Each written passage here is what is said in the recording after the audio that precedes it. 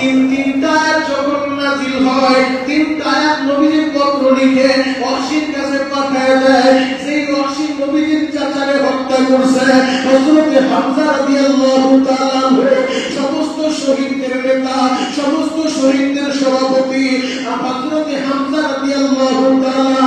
সেই হযরত হামজা উহুদের ময়দানে ঘুমাইছে।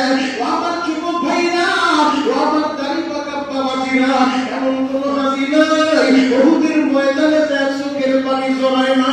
কারণ সেই উহুদের ময়দানে একজন দুইজন না 70 জন সাহাবায়ে কেরাম ঘুমাইছে, 70 জন শহীদ ঘুমাইছে। সেই উহুদের ময়দানে হযরত হামজা ঘুমাইছে। সেই উহুদের ময়দানে মুসআব ইবনে উমাইর ঘুমাইছে। আমার যুবক ভাইরা, সেই উহুদের ময়দানে আল্লাহর নবীর কাঁধে শহীদ হইছে।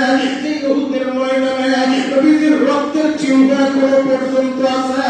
ওই উহুদের ময়দানে হাজিরা চোখের পানি জড়ায়। ওই ময়দানে সমস্ত শহীদদের লিডার হযরত হামজাকে যে শহীদ করলো, হযরত হামজাকে দুনিয়া থেকে বিদায় করলো, ওই ওয়াহশী সম্পর্কে আমার আল্লাহ একটা দুইটা না তিনটা আয়াত নাযিল করে জানায় দিলেন, বান্দা আমার রহমত থেকে নৈরাশ হয়ে যায় না। এই 3 নম্বর আয়াতটা পাওয়ার পরে এবার ওয়াহশী রেডি হয়ে গেছে, আমার নবীর দরবারে যাবে গো বাবা। ওয়াহশী চেহারাটা তাকিয়া মদিনায় হাজির হয়ে গেছে। চাদরের ভিতর থেকে হাতটা বাড়ায় দিয়ে বলে, নবীজি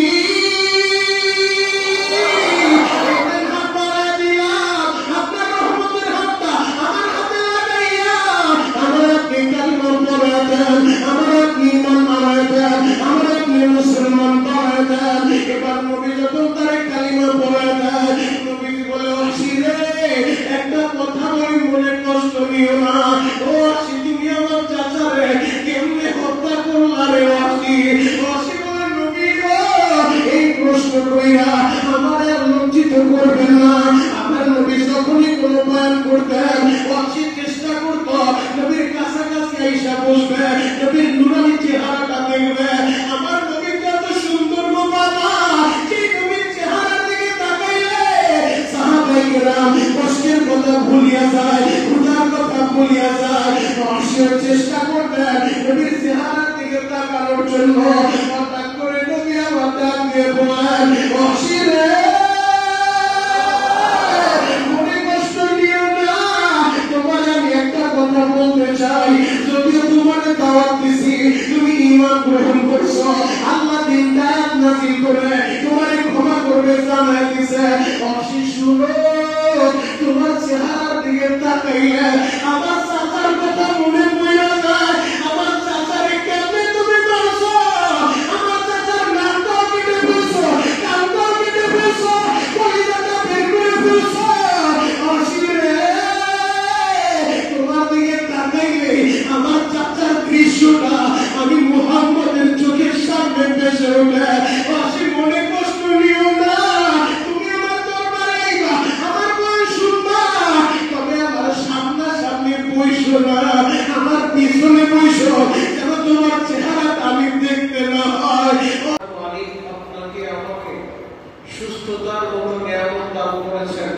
আপনি আর আমি সুস্থ অবস্থায় দুনিয়ার ভিতরে সর্বোত্তম জায়গা, সর্বশ্রেষ্ঠ জায়গা মসজিদে আসতে পেরেছি। আল্লাহ আমাদেরকে নিয়ে এসেছেন তার মহান হুকুম পবিত্র জুমার নামাজ আদায়ের উদ্দেশ্যে। এজন্য আরেকবার বললাম মুহতারাম হাজিরিন, আল্লাহ পাক রব্বুল আলামিন এই বান্দা বান্দীকে অত্যন্ত মহব্বত করেন, ভালোবাসেন। বিদায় আল্লাহ পাক রব্বুল আলামিন চান যেন বান্দা বান্দীরা দুনিয়ার ভিতরে আল্লাহর গোলামি করে চিরস্থায়ী সুখের ঠিকানা জান্নাতের মালিক হতে পারে। এই দুনিয়ায় কেউ চির সুখে নেই, সুখ দুঃখ মিলেই দুনিয়া।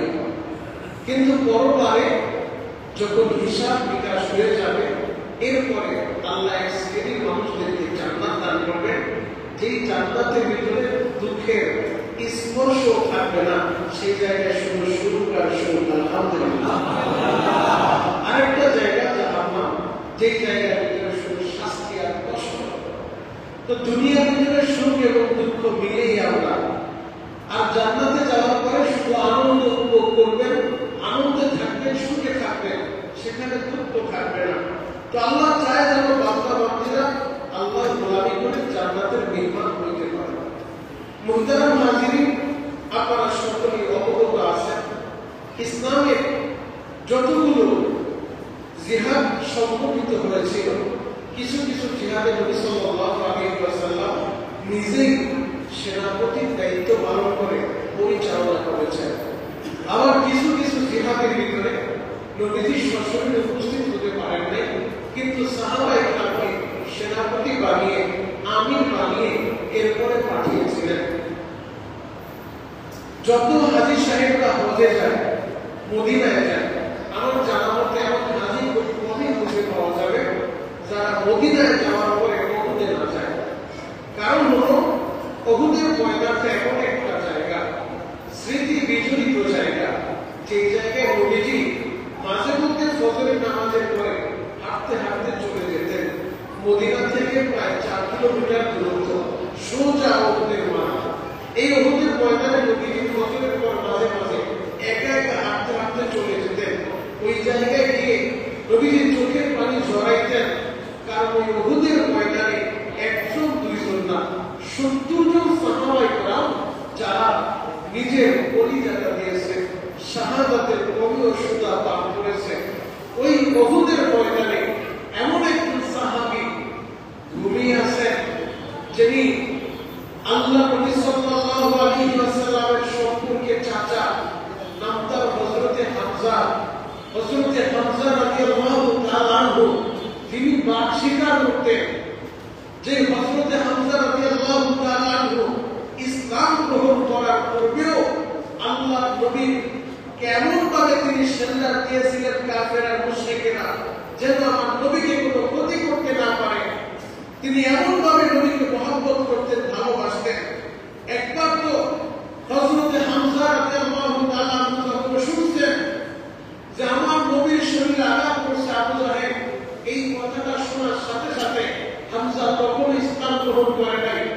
আবু জাহেলের বাড়ি থেকে আবু জাহেল যেমনিভাবে নবীকে আঘাত করছে, পাল্টা জবাব দিয়া সকলের সম্মুখে হযরতে হামজা কালিমা পড়ে মুসলমান হয়েছে। যে হামজা, তাকে নবীজি এতটা পছন্দ করতেন, কিন্তু উহুদের ময়দানে এই হামজা রাদিয়াল্লাহু তাআলা আনহুকে এমন নির্মমভাবে শহীদ করা হয়েছিল, এমন নিষ্ঠুরভাবে শহীদ করা হয়েছিল। আল্লাহর নবী জন্মের আগে বাবা হারিয়েছেন, 6 বছর বয়সে মা হারিয়েছেন, 8 বছর বয়সে দাদা হারিয়েছেন। এরপরও নবীজি এমন ভাবে ক্রন্দন করেন নাই। হযরতে হামজা রাদিয়াল্লাহু তাআলা আনহু শাহাদাতের দৃশ্য দেখে নবীজি ছোট্ট বাচ্চাদের মতো ক্রন্দন করেছিলেন। নবীজি মেনে নিতে পারতেছিলেন না একটা মানুষ কতটা নিষ্ঠুর হইলে এইভাবে একজন মানুষকে শহীদ করতে পারে। হযরতে হামজা রাদিয়াল্লাহু তাআলা আনহুকে যিনি শহীদ করেছিলেন তার নাম ওয়াহশী। যেই ওয়াহশী হিন্দা তাকে টাকার বিনিময়ে পাঠিয়েছিল যে উহুদের ময়দানে গিয়ে তুমি নবীর চাচা হামজাকে শহীদ করবে, বিনিময়ে অর্থ পাবে, তোমাকে মুক্ত করে দিব। হিন্দা একজন মহিলা, আবু সুফিয়ানের স্ত্রী, সে টাকার বিনিময়ে ওয়াহশীকে পাঠিয়েছিল। এই ওয়াহশী তিনি এমন ভাবে যুদ্ধ পরিচালনা করতেন, তীর ধনুক এবং খঞ্জর চালাইতে পারতেন। তিনি প্রশিক্ষণ আগে থেকে নিয়েছিলেন। তার তরবারির ভিতরে, ছুরির ভিতরে বিষাক্ত জিনিস লাগিয়ে দিয়েছিলেন, যেন এই তরবারি যেই জায়গা দিয়ে যাবে ওই জায়গায় যেন পছন্দ ধরে যায়।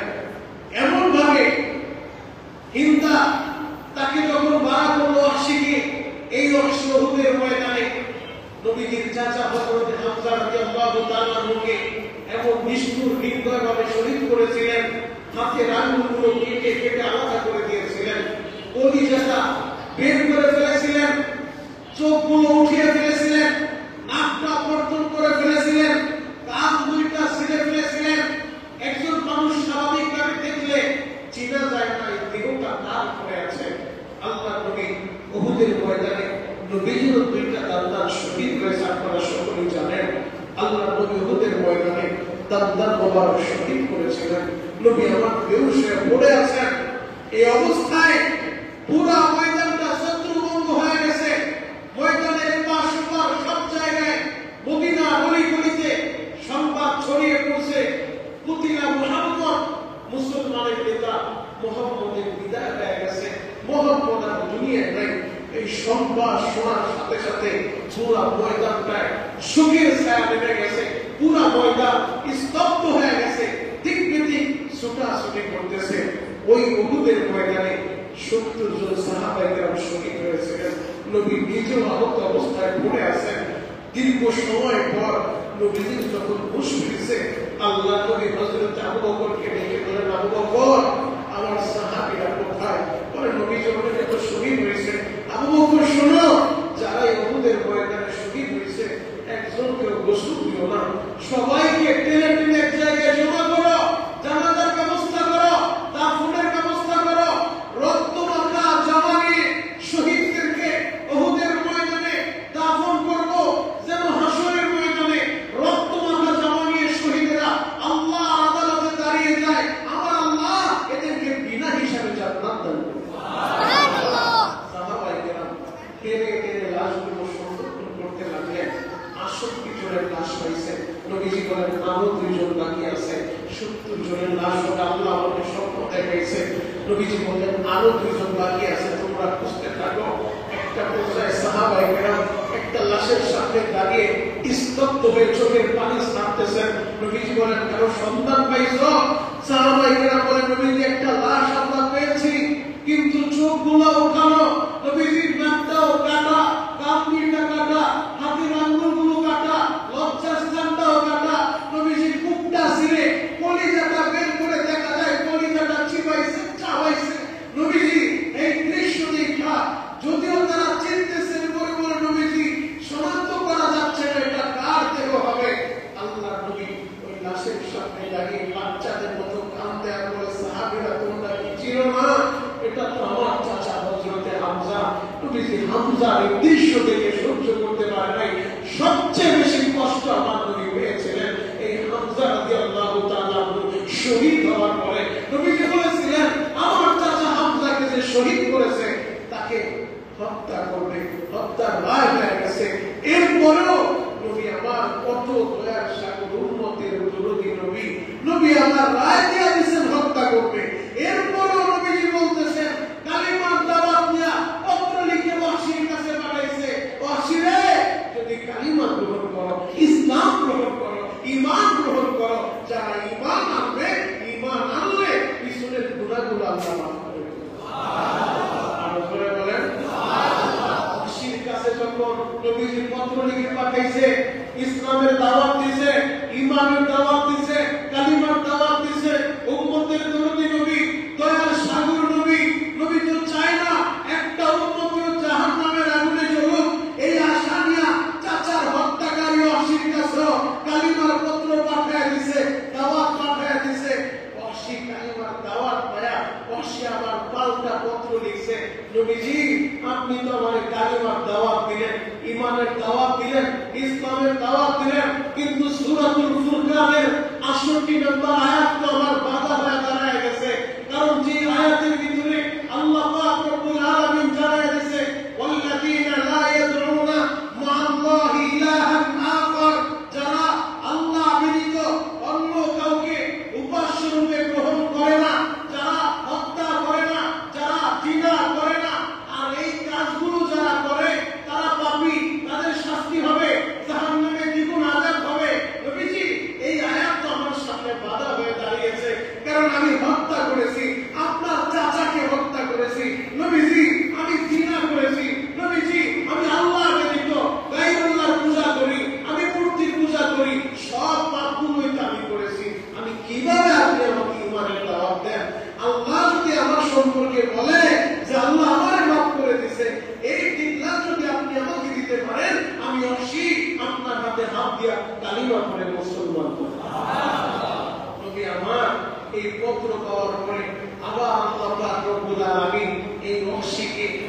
যেহেতু দাওয়াত দিয়েছে, আল্লাহ পাক রব্বুল আলামিন ওয়াহশীর জন্য একটা দুইটা না তিনটা আয়াত নাযিল করেছে। সুবহানাল্লাহ। জোরে বলেন সুবহানাল্লাহ। কুল ইয়া ইবাদিয়াল্লাযীনা আসরাফু আলা আনফুসিহিম লা তাকনাতু মির রাহমাতিল্লাহ। বান্দা, ভুল করছো, অন্যায় করছো, অপরাধ করছো, নফসের উপরে জুলুম করছো, লা তাকনাতু মির রাহমাতিল্লাহ, রহমত থেকে নৈরাশ হয়ে যায় না। তো নবীজি পত্র পাওয়ার পরে আল্লাহর কাছে বললেন, আল্লাহ আমার আয়াত নাযিল করলেন। প্রথম আয়াত যখন আল্লাহ নাযিল করলেন, যে আয়াতের ভিতরে আল্লাহ পাক রব্বুল আলামিন জানাই দিলেন, আজকে খুতবার ভিতরে যে আয়াতে কারিমা তেলাওয়াত করছি, ইল্লা মান তাবা ওয়া আমানা ওয়া আমিলা আমালান সালিহা ফাউলাইকা ইউবাদদিলুল্লাহ সাইয়্যাতিহিম হাসানাত। এই আয়াত লিখে নবীজি পাঠিয়ে দিলেন। অবশ্যই আয়াতটা পড়ে দেখানোর ভিতরে আল্লাহ জানায় দেয়, যারা তওবা করবে, তওবার মতো তওবা করতে পারবে, নেক আমল করবে, ঈমান আনয়ন করবে, আল্লাহ তাদেরকে মাফ করবে। শুধু মাফ করবে না, ফাউলাইকা ইউবাদদিলুল্লাহু সাইয়্যাতিহিম হাসানাত। আল্লাহ বলছে, বান্দারে যত গুনাহ করছো সমপরিমাণ গুনাহগুলো আমি নেক দ্বারা বদলায় দেব। আপনি দাওয়াত দিলেন, এই জায়গায় আল্লাহ ঈমানের কথা বলছে, নেক আমলের কথা বলছে। যদি ঈমান আনার পরে আমি নেক আমল না করি, কিভাবে আপনি আমাদের দাওয়াত দেন? আবার আল্লাহ পাক রব্বুল আলামিন আরেকটা আয়াত পাঠিয়ে দিলেন জিবরাইলের মাধ্যমে। নবীজি পত্র লিখা আয়াতটা ওয়াহশীর কাছে পাঠিয়ে দেয়। সেই আয়াতের ভিতরে আল্লাহ পাক রব্বুল আলামিন জানায় দিয়েছেন, ইন্নাল্লাহা লা ইয়াগফিরু আন ইউশরাকা বিহি ওয়া ইয়াগফিরু মা দুনা যালিকা লিমান ইয়াশা। আল্লাহ শিরিক ব্যতীত অন্য যত অপরাধ আছে আল্লাহ যাকে চায় তাকেই ক্ষমা করেন। সুবহানাল্লাহ। শিরিক করে নাই, শিরিকের গুনাহ অ্যাকাউন্টে নাই, অন্য যত গুনাহ করে আল্লাহ যাকে চায় তওবা ছাড়াও মাফ করে দেন। সুবহানাল্লাহ। মাসি বলে, নবীজি আল্লাহ তো এই জায়গায় বলছে যারা শিরিক করে না, এরপরে যত গুনাহ করছে আল্লাহ যাকে চায় তাকে মাফ করবে। যদি আল্লাহ আমাকে না চায় তাহলে কি উপায় হবে? আপনি আমাকে দাওয়াত দেন, আমি কিভাবে ঈমান গ্রহণ করব? আল্লাহ তো সরাসরি বলে নাই যে আমাকে মাফ করে দিবে। আল্লাহ বলছে যাকে চাই তাকে মাফ করব। যদি আমাকে আল্লাহ না চায় তাহলে কি উপায় হবে? আবার আল্লাহ পাক রব্বুল আলামিন 3 নম্বর আয়াত নাযিল করে জানায় দিলেন, কুল ইয়া ইবাদিয়াল্লাযীনা আসরাফু আলা আনফুসিহিম লা তাকনাতু মির রাহমাতিল্লাহ। বান্দারে আমি আল্লাহর রহমত থেকে নৈরাশ হয়ে যাব। তিনটা আয়াত যখন নাযিল হয়, 3টা আয়াত নবীজির পত্র লিখে ওয়াহশীর কাছে পাঠিয়ে দেয়। সেই ওয়াহশী নবীজির চাচারে হত্যা করছে হযরত হামজা রাদিয়াল্লাহু তাআলা আনহু, সমস্ত শহীদদের নেতা, সমস্ত শহীদদের সভাপতি হযরত হামজা রাদিয়াল্লাহু তাআলা। সেই হযরত হামজা উহুদের ময়দানে ঘুমাইছে। আমার যুবক ভাইরা, আমার দাড়ি পাকা বাবাজিরা, এমন কোন হাজি নাই উহুদের ময়দানে চোখের পানি জমায় না। কারণ সেই উহুদের ময়দানে একজন দুইজন না 70 জন সাহাবায়ে কেরাম ঘুমাইছে, 70 জন শহীদ ঘুমাইছে। সেই উহুদের ময়দানে হযরত হামজা ঘুমাইছে। সেই উহুদের ময়দানে মুসআব ইবনে উমাইর ঘুমাইছে। আমার যুবক ভাইরা, সেই উহুদের ময়দানে আল্লাহর নবীর দান্দার শহীদ হইছে। সেই উহুদের ময়দানে নবীর রক্তের চিহ্ন এখনো পর্যন্ত আছে। ওই উহুদের ময়দানে হাজিরা দেয়, চোখের পানি জড়ায়। ওই ময়দানে সমস্ত শহীদদের লিডার হযরত হামজাকে যে শহীদ করলো, হযরত হামজাকে দুনিয়া থেকে বিদায় করলো, ওই ওয়াহশী সম্পর্কে আমার আল্লাহ একটা দুইটা না তিনটা আয়াত নাযিল করে জানায় দিলেন, বান্দা আমার রহমত থেকে নৈরাশ হয়ে যায় না। এই 3 নম্বর আয়াতটা পাওয়ার পরে এবার ওয়াহশী রেডি হয়ে গেছে, আমার নবীর দরবারে যাবে গো বাবা। ওয়াহশী চেহারাটা তাকিয়া মদিনায় হাজির হয়ে গেছে। চাদরের ভিতর থেকে হাতটা বাড়ায় দিয়ে বলে, নবীজি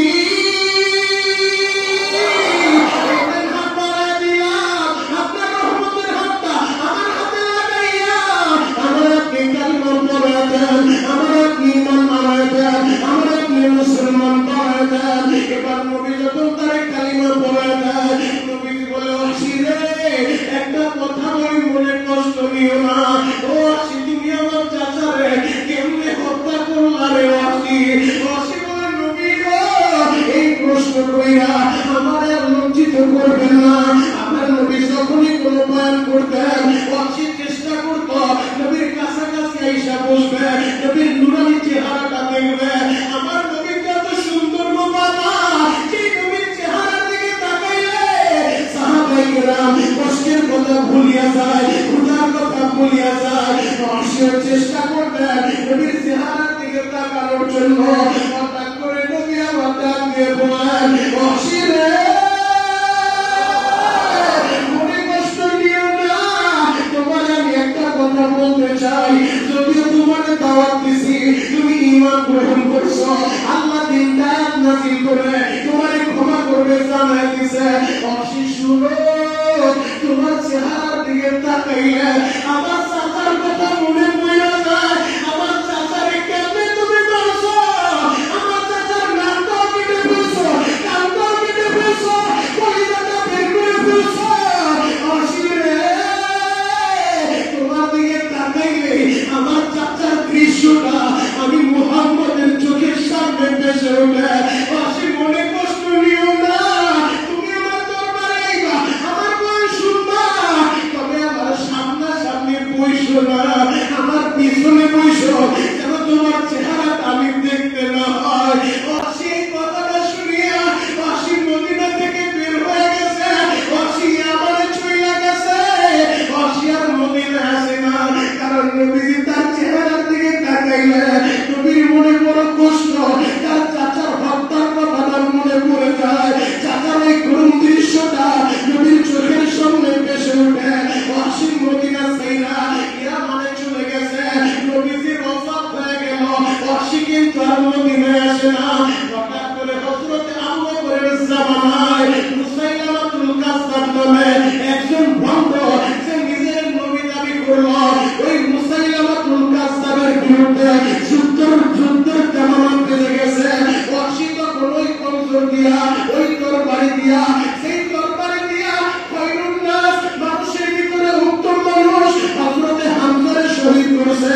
ওই একই তরবারি দিয়া মুসাইলামাতুল কাযযাব ভণ্ড নবুয়তের দাবিদার, ওই ভণ্ড নবুয়তের দাবিদার মুসাইলামাতুল কাযযাবকে দুনিয়া থেকে বিদায় করে জাহান্নামের দিকে চলে দিয়েছে। এবার ওয়াসি খঞ্জরটা হাতে নিয়ে বলে, আমি সেই হামজারে মানুষের ভিতরে শ্রেষ্ঠ মানুষ, সেই তরবারি দিয়া তারা আমি শহীদ করছি, একই তরবারি দিয়া তার হত্যার কাফারা দেওয়ার জন্য মানুষের ভিতরে নিকৃষ্ট মানুষ সে নিজের নবী দাবি করছে, মুসাইলামাতুল কাযযাবকে হত্যা করে আমি হামজার হত্যার কাফারা আদায় করলাম। ওই রাতে মুসাইলামাতুল কাযযাবকে দুনিয়া থেকে বিদায় করছে। একই রাতে ঘুমের ঘরে দয়ার নবী মদিনার নবী স্বপ্নে সুখে ডাক দিয়ে বলে, ওয়াসি রে আমার চাচারে শহীদ করে সেই পাপ তুমি করছিলা, ও ওয়াসি তুমি মুসাইলামাতুল কাযযাবকে হত্যা করে ওই হত্যার কাফারা তোমার আদায় হয়ে গেছে। আমি নবী তোমার সামনে থেকে পর্দাটা সরায় দিলাম, আর তোমার মদিনায় আসতে দরকার নাই। ওয়াসি রে আমার রওজার পাশে আমার সাহাবীরা আসে, আমার রওজার পাশে আইসা আমার সালাম দেয়। আমার নবী তো হায়াতুন নবী, আমার নবী তো জিন্দা নবী, রওজার পাশে শুয়া এখনো পর্যন্ত উম্মতেরা রওজার পাশে দাঁড়ায় যখন বলে সালাতু ওয়াসসালামু আলাইকা ইয়া রাসূলুল্লাহ, সালাম দিতে দেরি, নবী জবাব দিতে দেরি করে। সুবহানাল্লাহ। তো সেই নবীর উম্মত হায়াতুন নবী, জিন্দা নবী, সেই নবী বলছে মান যারা কবরি ওয়াজাবাত লাহু শাফাআতি, যারা আমার রওজাটা জিয়ারত করবে তাদের জন্য সুপারিশ করা আমি নবীর জন্য ওয়াজিব হয়েছে। সারা পৃথিবীতে ফেরেশতা নিযুক্ত আছে, যেখানে যেই জায়গায় যখন সেই মুহূর্তে সেই মানুষটা নবীর মহব্বতে পড়িয়া নবীর উপরে দরুদ করে নবীজির সালাম জানায়, ওই ফেরেশতা নাম লিস্টি কইরা মদিনার নবীর দরবারে যায় প্রতি সপ্তাহে 2 দিন রিপোর্টটা দিতে থাকে। সোমবার আর বৃহস্পতিবার ইয়া রাসূলুল্লাহ ইয়া হাবিবাল্লাহ নবীজি বাংলাদেশের অবস্থানতে কেরানীগঞ্জের সুবাড্ডা থেকে আপনার আব্দুল্লাহ নামের একজন আসে, আপনার একজন আসে আপনার সালাম জানাইছে। নবী কথাটা শোনার সাথে সাথে ওই সালামের জবাবটা দিয়ে সুবহানাল্লাহ। নবীজি বলে, আর যারা আমার রওজার পাশে আসবে এই জায়গায় কোনো ফিরিস লাগে না যারা রোজার পাশে আয়েশা সালাম দিবে আসসালাতু ওয়াসসালামু আলাইকা ইয়া রাসূলুল্লাহ, সালাম দিতে দেরি, আমি নবী জবাব দিতে দেরি করি না, ওই জায়গায় ফেরেশতার দরকার হয় না, নবী নিজে সালাম শুনে সালামের জবাবটা নিজেই দিয়ে দেন। হাজিরিন, যে কথাটা বলতেছিলাম, ওয়াহশী হযরতে হামজাকে শহীদ করার পরেও যদি আল্লাহ তাকে মাফ করে দিতে পারে, একটা মানুষের মাফ করার জন্য, একটা বান্দাকে ক্ষমা করার জন্য আল্লাহ পবিত্র কোরআনে 6666 আয়াতের ভিতরে তিনটা আয়াত নাযিল করলো একজনকে ক্ষমা করার জন্য।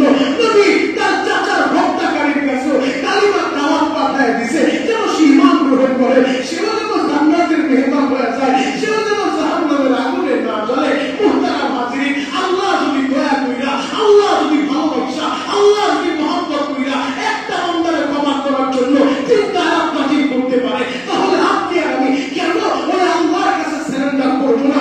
আপনি আর আমি কেন আল্লাহর গোলামি করব না?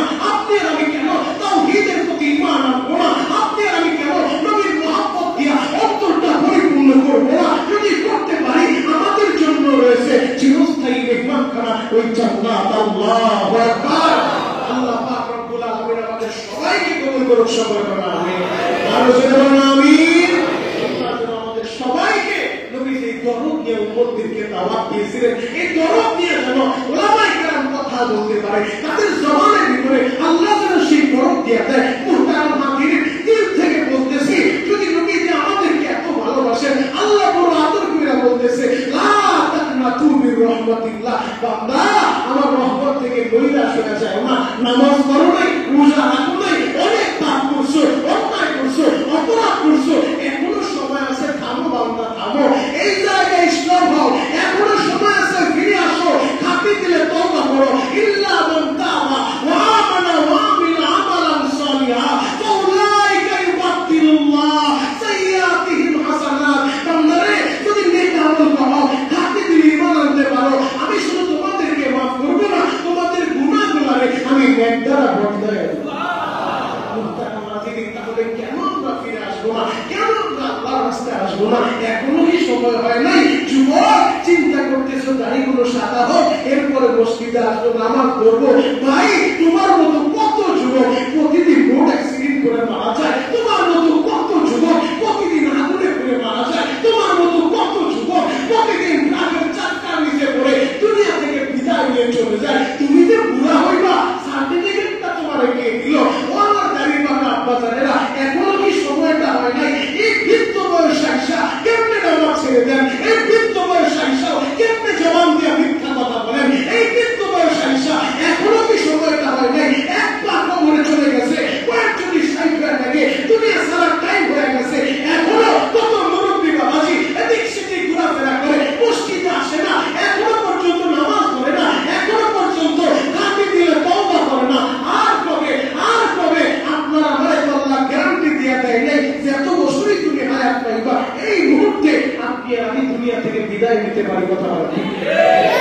কোন মুহূর্তে চলে যাবো কারো জানা নাই। ছোট্ট একটা বাচ্চা, ওই যে মাহি, আপনারা তো সবাই ছেলে, ওর বাবা বেঁচে নাই। এ মাহি, আমি শুনলাম এত অসুস্থতার ভিতরে, মানে তার পুরো পেটটা ফেলে অপারেশন করছে, নাড়িভুড়ির ভিতরে মারাত্মক ধরনের সমস্যা হয়ে গেছে। এই বাচ্চাটা মৃত্যুর শয্যায় শায়িত, আপনাদের চোখের সামনে দেখা। এই এলাকায় হয়তো ভাড়া থাকে, ওর বাবা দুনিয়ায় নাই। আল্লাহ, আমরা দোয়া করি এই ছোট্ট বাচ্চাটাকে আল্লাহ যেন পরিপূর্ণ সুস্থতার নিয়ামত দেয়, সকলে বলেন আমিন।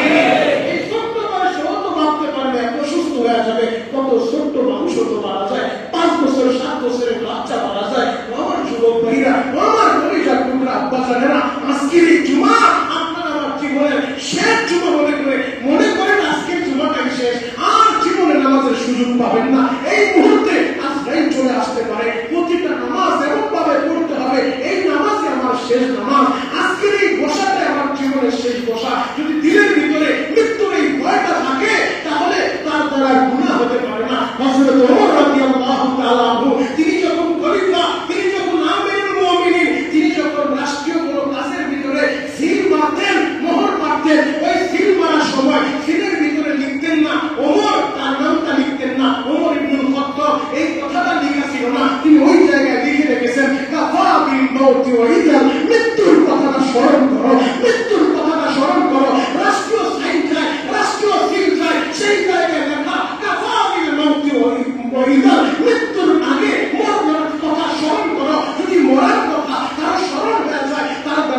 হতে পারে না, তার দ্বারা অন্যায় হতে পারে না, তার দ্বারা অপরাধ হতে পারে না। আমরা সবাই ঘাটতি দিলে ওই আল্লাহর কাছে সারেন্ডার করতে চাই। আল্লাহ আপনি আমাদের সবাইকে মাফ করেন। সবাই মহব্বত দিয়া ভালোবাসা দিয়া একটা জবান করে ডাক দেন, ইয়া আল্লাহ, ইয়া আল্লাহ। আপনি আমাদের সবাইকে মাফ করেন, সকলে বলেন আমিন। খাঁটি তওবা করতে পারে আপনি কবুল করেন, সকলে বলেন আমিন। যারা খাঁটি তওবা করবে, যারা অন্যায় মনে কাউকে হত্যা করবে না, যারা আল্লাহকে বাদ দিয়ে গায়রুল্লাহ পূজা করবে না, যারা জিনা করবে না, আল্লাহ তাদের সবাইকে মাফ করে দিবে। আর যদি এই পাপগুলো কেউ করে থাকেন, খাঁটি থেকে তওবা করে যার জিন্দেগিতে আমার দ্বারা যদি পাপ না হয়, আমার দ্বারা যদি অপরাধ না হয়, আমি স্বেচ্ছায় জানা সত্ত্বেও কাউকে যেন না করাই, বান্দার হক যেন নষ্ট না করি। অনেক আছে আজকে বান্দার হক নষ্ট করে, ভাই হয়ে ভাইয়ের হক নষ্ট করে, ভাই হয়ে বাতিজার হক নষ্ট করে, আত্মীয় স্বজনের হক নষ্ট করে। আমরা তাদের হক নষ্ট করবো না, তাদের হক তাদেরকে পরিপূর্ণ বুঝিয়ে দিব। হক দুই প্রকার, একটা হকুল্লাহ আর একটা হকুল ইবাদ। হকুল্লাহ আল্লাহর হক, নামাজ আল্লাহর হক, রোজা আল্লাহর হক, হজ আল্লাহর হক, যাকাত আল্লাহর হক। আল্লাহর হক যেগুলো, এটা যদি কেউ না করে আল্লাহর কাছে মাপ চাইলে মাপ করবে। বান্দার হক যদি কেউ নষ্ট করে তাহলে বান্দার কাছে মাপ না চাইলে আল্লাহ মাপ করবে না। এজন্য হকুল্লাহ, হকুল ইবাদ, এই হকগুলো যেন আমরা আদায় করতে পারি। আল্লাহ আমাদের সবাইকে বুঝা আমল করার তৌফিক দান করুন, সকলে বলেন আমিন।